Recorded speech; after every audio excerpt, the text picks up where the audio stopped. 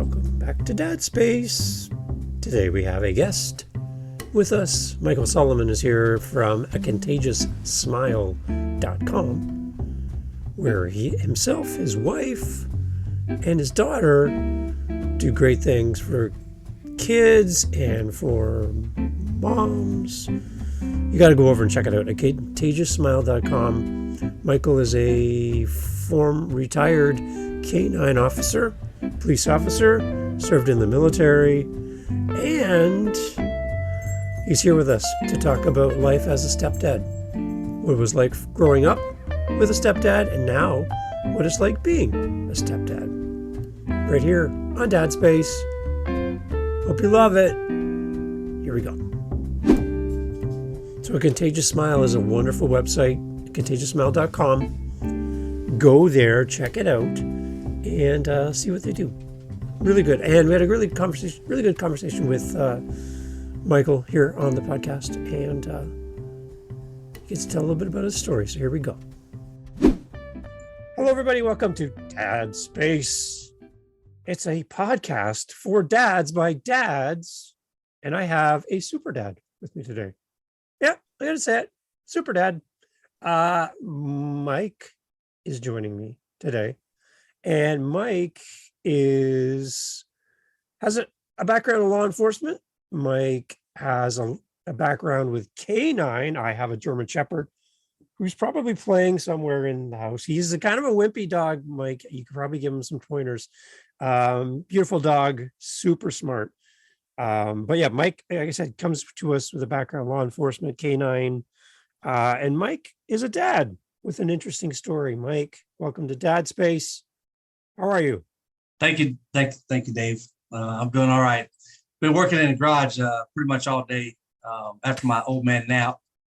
Nap. Of course, you know, us old men, we got to wake up, have our cup of coffee, and then about 9:30, 10 o'clock, we got to have our old man nap for a few hours. Those are completely necessary. I know, right? Underrated. They really need to become like not a national holiday, but like a daily event. Right. I thought in some countries they were having little sleep pods, you know. Hey, we got a podcast, the Sleep Pod podcast. Sleep Pod podcast. That sounds really good. Maybe we should work on that, you and me. Let's do that together. 10-4. Okay. 10-4. So yeah, I've been in the garage. I got a 10-4. Woo! I've been in the garage today working on an additional room. I have absolutely no idea what I'm doing, but I've seen, you know, the inside of other people's garages, and you know, just kind of get an idea of what to. Okay, I have how it should look. I have a name for your new space. You ready? Yes. Go. Right. I think you should call it Dad Space. Ta-da! Podcast insert name here. Ta-da! Dad Space. You gonna make royalty off of me? Sure. Yeah, I'll send you a bill. Mike, thank you so much for taking time tonight. Okay, let's talk a little bit about your background. I mentioned earlier, K9. How long were you a K9 officer for? Let's see, about not too long, about a year and a half. Okay. So not too long. But I did work my way up to supervisor as a K9 officer, and I had at least 8 police officers under me at the time. Okay, so I have a question. And up to 4 dogs. 4 dogs. Okay, so Yes. I have a question. How I don't understand how this works, and I really would appreciate this knowledge. As a K9 officer with your dog, you arrive on scene for whatever it is. So let's say it's trying to find a missing child versus a guy's running away and jumping over a fence. How does the dog know whether or not we are finding a missing child versus chasing somebody down? I don't understand how they know the difference between the two. So it depends on what is left at the scene that is associated with the suspect or victim. Okay. Such as if there is a perp that is running away from the location. And let's say he's a rabbit and he hit the wood line. Okay. We're not going to allow officers to go into that wood line until the K9 gets there. And because the perp, as he's running, he's stirring up vegetation. Okay. He's crunching grass. He's kicking up soil. He's killing bugs up under the soil. And all that is giving off new scents as opposed to all the other scents around the area. Okay. So the dog is going to key in on that scent and follow that trail. It is very easy for the dog to follow what we call a vegetation trail. Okay.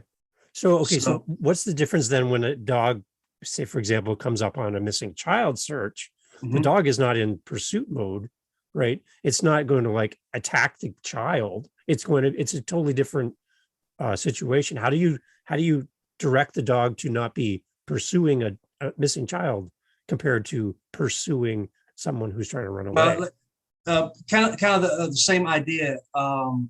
If the child went into some area Okay. and the dog is able to pick up on that child's scent, whether it's articles left behind or like I said, vegetation that the Okay. child has kicked up from the Okay. dirt, the All right. grass, or whatnot. So kind of the same idea there. Um, Now, whenever we do, I had explosive detection dogs also, and narcotics dogs. Okay. And I carried around about 8 different scents of 8 different items dealing with explosives. And I would hide them in various locations and let the dog pick up on those throughout the day while we were searching for things. And that keeps the dog refreshed. It keeps them on their game. Yeah. And And of course, there's so much training, right? yes, Ongoing training it's ongoing every day. for you as a handler as well. Yes. Yeah. Yeah, because I'm constantly watching the dog, reading the body language, ears, tail, everything that the dog does. You're reading the dog. So tell me about the bond between handler and dog. Um, that. Let's see, how should I put it? It can be passed to another handler Okay. who knows the correct commands and knows how to handle their dog. Because a lot of times we would rotate our dogs out. Some of my dogs were just top notch. They were just Cadillacs, and our supervisors would know this, and they would want to utilize our dog during an event or during something, and then switch it out with another dog. So you had to know how to handle other dogs and the language that they were trained in, whether it was German, Czechoslovakian, Russian, whatever. So the bond, it's more of a, hey, is it time to work? Can I come out of the kennel? Is it time to work? Do I get to work? Do I get my treat? Do I get my reward? As opposed to the kind of bond you have with Duke. Yeah. That's more of a comfort, sympathy, companion, family. Whereas some of our dogs were more a tool. They're an asset. Yeah. Yeah. So like for Duke, we taught him how to go out to the road and get our plastic recycle bins and bring them back to the backyard. Right. And he knows how to do that. And my neighbors have like a little Yorkie little dog. Right. And they see Duke go out every week to grab the recycle bins and he takes them to the back. And my neighbor's just like, that's amazing. Yeah. Right. But that's his thing. And then anytime I have a plastic bottle or a can, whatever, he takes it and he takes it to the kitchen recycle bin and he drops it in and he knows he gets a treat. Wow. So he'll go around the living room and pick up all these Right. bottles and stuff and take them Right. out for anytime he wants a treat. He just goes out and then he drops it in and then he barks. I'm going to send you our address, Dave, because we're still training our daughter to get our mail. Well, I'm learning that treats are a good incentive. So, but Duke, it's just, the dogs are so smart. Right. Right. And they're just constantly like a sponge.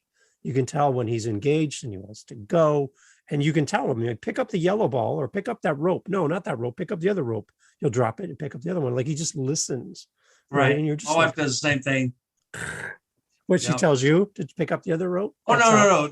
She's giving me the stink eye right now. Oh, no. She's off camera. Let's just say this podcast has been edited for quality by spousal influence, just in case people are wondering. But yes, that's great. So, okay, Mike, let's again, thank you for your service and all the things you've done in your career to help people. I have a huge respect for that. I really, really do appreciate that. Thank you so much. Mike, Sure. let's hear a little bit about your dad's story, because we try in the podcast, we talk about every dad has a story, and our stories are ours to tell, and they can actually help somebody. So there might be somebody listening to this episode, and when you tell your story, they might be able to identify with it, or parts of your story they'll identify with, and get some encouragement from your story. And just tell me about being a dad and what that means to you. So growing up, my dad was a police officer. Most of my family were police officers.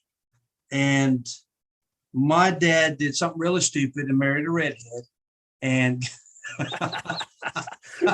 Dave knows my wife's redhead now. And he got in trouble and got caught and went to prison for about 8 years.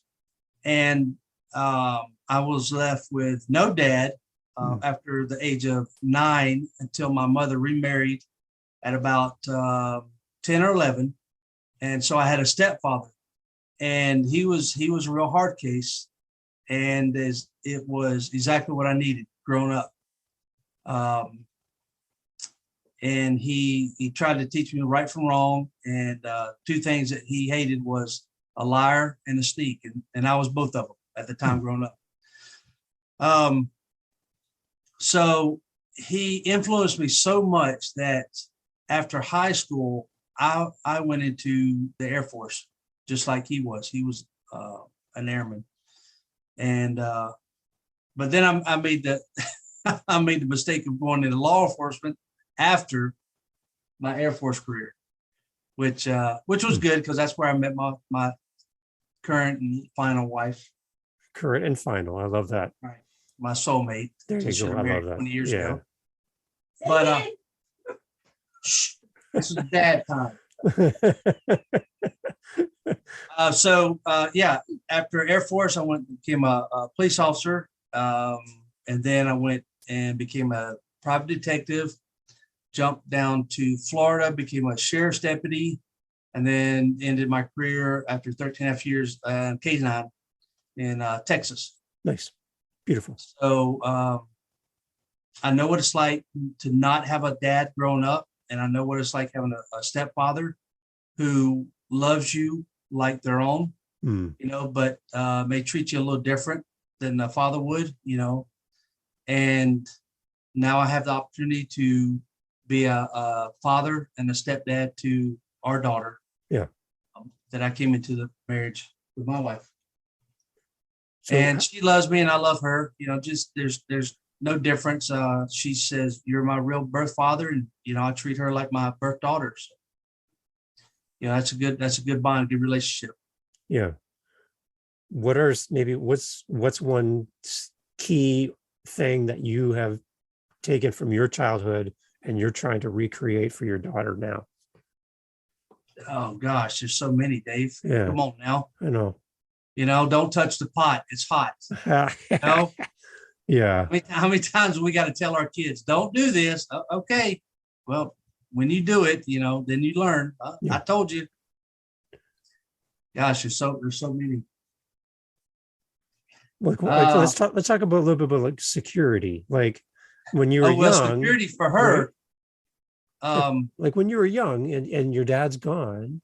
Right. And now you're on your own, and that time where you didn't have that male figure in your life, right? And your mom's going to do the best she can, but there's a missing piece, right? So for your daughter now, how are you showing that kind of security? A, that you're going to be there for her long term, but B, that you want to be that person that she can look to, right? Absolutely. It's just it's a constant reminder that, hey, I'm not the idiot that I was before. I'm not going to leave your mom. I'm not going to cheat around on your mom. I'm not looking to go anywhere. Look at the commitment around you. We've bought a house together. We're conducting our business together. I've invested, 120,000% into this relationship with your mom. I'm not going anywhere. So just reassurance, and then the little things, bonding with your stepchild, your daughter, your son, on a daily basis. Once my daughter found out a lot of my past, it's become a daily ritual to joke with dad about certain things, certain stupid things that I did in the past. Yes, it's embarrassing, but you know what? It brings a smile to her face. It makes her laugh, and we have a good time about it. And yeah, so a So good bond. when your mother remarried, did you feel that you had to, did you feel like your stepdad had to earn his place in the home, or did he just kind of, it just happened? Yeah, he was more of Italian, so he was more of a domineering force. Not abusive. He was my mother's soulmate, and definitely not abusive, but more of a, hey, I'm the stepdad. This what I say goes, and your mom's going to back me up. And being that that's her soulmate, she backed him up. Um, I wasn't the best teenager growing up. I failed the ninth grade twice in high school because I just didn't care. I didn't have a father. I didn't have someone to look to, and Yeah. here's this guy coming into my life, and who's he to tell me what to do? But things turned around, and I'm glad they worked out for the best because he did inspire me. There at the end, get my act together and do what's right, treat other people, right, and stop doing the stupid things I did. So you're coming into this relationship. There's a strong mother-daughter bond with all of the things that have happened in the past here, and we've shared this on other episodes, but you're walking into this strong bond between mother-daughter, and now you're like, in a sense, the third wheel kind of coming into this new mix, this new home. What Right. kind of things did you come with as a dad that made things smoother in the beginning, early days of this relationship? A lot of things I had to go along with that I may not have agreed with Okay. because of the um, special way that our daughter has to be treated, Yeah. so to speak. And I don't have a lot of tact. Okay, I would look at you and tell you, Dave, you got a booger hanging out your nose. Your fly's down. Yeah. I don't have that tact, and that's prior to being law enforcement. It's just like just the facts, ma'am. Just direct, bang, this is it. Right. Yeah. So a lot of things that my wife would circumvent to come around to the point, I just dive straight in. I say, hey, do it this way, do this, or you got to change, you got to do this. And so, I've learned along the way, but some of my methods work. They're a little rudimentary and a little redneck. And no, I did not put the snake in the mailbox. If she's listening to this, We're not she allowed got a to talk phobia about of a those snake. things. Yeah. We're not allowed to speak about the word snake. So I've already been Okay. warned about that. It's amazing. Okay, so tell me about your bond today, right now, as it is with your daughter. What is the one thing that just lights you up when you have those daddy-daughter times together?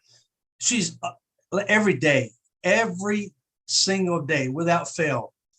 Dad, Dad, can I give you a dad hug? Can I give you a daddy hug every day, at least once a day, Nice. without fail. And it's at the oddest times for me. It's just either I'll be going to the bedroom, or I'll be in the kitchen, or sitting on the couch watching a movie, and all of a sudden, bam, can I give you a dad hug? Sure, baby. Mm-hmm. And that's something special to her, something she never had because she had a POS sperm donor. Yeah. And I don't mind as long as she has on deodorant. I don't mind. If she does not have on deodorant, I mind. Gotta go put on deodorant first. There's a life lesson right there. So how has she been to you? Has she been accommodating at the beginning? Was it easy or was it hard when this all first started? No, I told my wife prior to me moving up here and becoming her husband that this little girl absolutely craves a father figure. Yeah. And I saw it in her, and I knew it from the beginning, coming back into this relationship. And I was right. I was right. You hear that? I was right. You write that down. Write it down. Well, it's been recorded now, so it lives forever. So you got it. We're good. We got you good. At least one time in our life, we can be right, Dave. There you go. There you go. Well, and that's why we have podcasts, so we can actually capture the moment. It's great. So tell me a little bit about what's coming up for you guys as a family. We're through COVID, thank goodness. We're on the other side of that. Do you guys have stuff that you do as a family for fun? What do you guys do to celebrate and do life together? I know you work a lot, but well, only for right now. Yeah. Work a lot, and that's moving up here and getting this business established and founded and going. And once that's up and running, we should be, monetarily set for me quitting my full-time job and being away from the house and working here at the house and the kennels. Devoting more time to the kennels, the puppies, the dogs, anything in that aspect. Also, I'm gonna be learning what my wife does on the computer end so that I can assist her, because that working 22 hours a day is getting old. Yeah. And she is the Terminator when it comes to work. That's for sure. And so this all ties back to the website, Contagious Smile, and all the great things that you as a family are doing to help people. And the dogs that we're mentioning are to be raised and offered up to help people who are having a hard time getting service dogs, to help them in their whatever their situation is in life, and that you can then give that support and be that resource for those people looking, right? So we're raising money for this whole endeavor. You guys are paying for this out of pocket in most cases, material wise, everything. And there's a way for people through a Contagious Smile to support you guys and help you out financially as well. But what this whole thing that you're doing as a family, why is this important to you? Because when my wife went through her brutal domestic violence, there was no one for her. There was no one for her to turn to lend a hand, to say, hey, let me help you out of this. And my wife wants to take this opportunity and be that helping hand. Say, hey, let me help you out of this situation. Let me show you what you can do. Let me be there for you. Let me show you the light at the end of the tunnel. There is a way out. And for survivors, that is utmost important, for someone to be there for them, because they're lonely. They may not have anyone there. They may not have anyone that will believe their story. So I'm thankful for my wife in that aspect, that she knows what she's doing as for the survivors part. As far as the special needs and the golden retrievers go, they go great together. I know just from my wife doing her research, it does take about 5 years for a service animal to be trained for a specific condition or a specific need of an individual. And so what my wife and I have talked about is just getting our puppies out there at the lowest cost possible to these families, these individuals, so that they can have a companion, a support animal, a comfort animal, and we can help them go through the process of making them a service dog. It's not that hard. We'll walk you through the process and help in that aspect. But yeah, we just want to get our puppies out there to these families, to these children, because Dave, you and I both know we don't know if we have tomorrow. Yeah. So we want our happiness to be spread through our dogs, through our puppies, to these children, to these families that need them, that want them. So that's what we do here at A Contagious Smile. It's amazing. And Mike, what I love too is that you've taken your knowledge through your work and your service with Canine, and now you're being able to apply it to another area to help people. It's beautiful. And the other side, as you're talking, Mike, I just keep going back to your time in law enforcement, where you'd be the officer responding to a domestic, and you'd come into the scene. And now in this season of your life, you're not responding to it, you're living it, and you're helping people.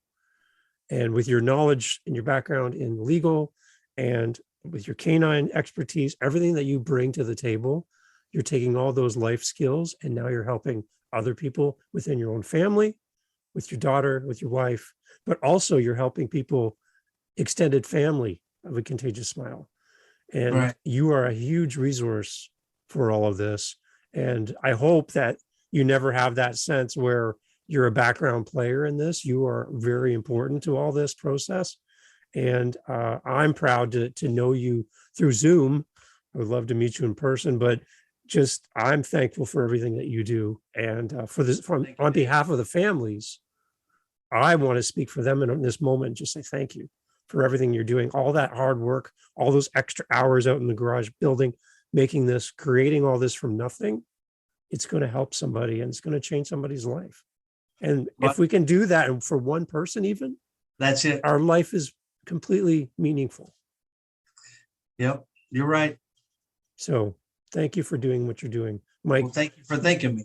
Yeah. So one last thing, what would you like to say to dads that are listening? They are new to a family. They have the mother, the kids, they're coming into the home and they are coming in as a stepdad in the situation, no matter what's happened in the past. How do we focus on building our family as a stepdad so that we can grow and make a nice, healthy home for the future? How do we do that as a stepdad? Stepdads, dads, y'all be patient. Okay. I've got a lot of patience, and some things we just have to ease back on the throttle. And, you know, sometimes we have to listen to the woman. Sometimes they're right. Yep. And because they've been dealing with their child for longer than we have. So just ease back on the throttle and just listen to what mom's saying and maybe change tactics. Okay. Go about it a different way. So that's what I would, say to newcomers out there, the new dads that are coming into a relationship that they already have the children. I know it's frustrating at times, and we don't understand everything that is going on in that child's life or that mom's life, but we have to have patience. Beautiful. Amazing. Thank you so much, Mike, for your time tonight. And for our studio audience behind you off camera, thank you so much. And we wish you guys well. A Contagious Smile, everybody. You can go, you can help, you can donate, you can learn and see the resources that are there to help you. And again, Mike, thank you so much, Mike, for being part of the solution. Thank you, Dave, for having us. Excellent. Thanks for listening to Dad Space today. Go check us out on all of our social media, YouTube, all that great stuff. You can find us as Dad Space Podcast. Real simple. Dad Space Podcast, whether you're on Facebook, Instagram, TikTok, even YouTube. Email us, dadspacepodcast@gmail.com. We're always looking for great guests to come on the podcast. If you have any feedback for us, what do we do good? What do we need to work on? Let us know here at Dad Space. Looking forward to connecting with you on the next episode. It's coming up right now. Just let this keep playing and it'll automatically come. Follow us on your podcast app for more. Cheers. To you, Dad. Thank you.